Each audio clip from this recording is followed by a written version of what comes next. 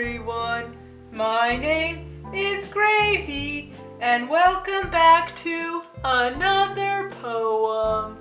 This is the first poem I am doing for the month of May. So today's poem is going to be all about May.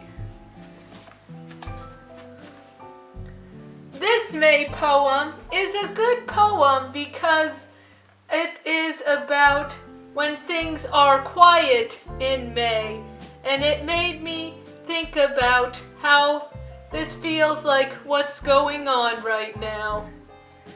This poem is called That May Morning by Leland B. Jacobs. That May morning, very early, as I walked the city street, not a single store was open, any customer to greet. That May morning, it was early. As I walked the avenue, I could stop and stare and window shop and hear the pigeons coo.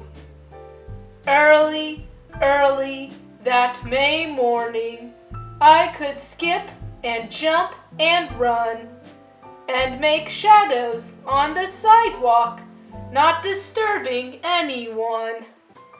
All the windows, all the lampposts, every leaf on every tree that was growing through the sidewalk seemed to be there just for me. I like to go on walks early in the morning too, and when I do, I see all sorts of interesting things.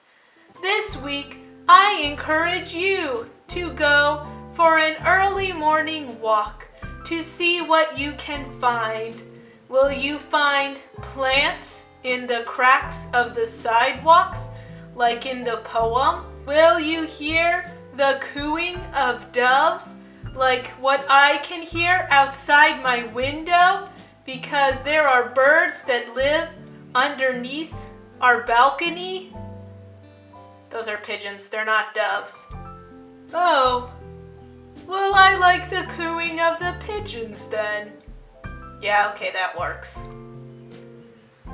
Just go out for a morning walk and see what you can discover. You might be surprised with what you find.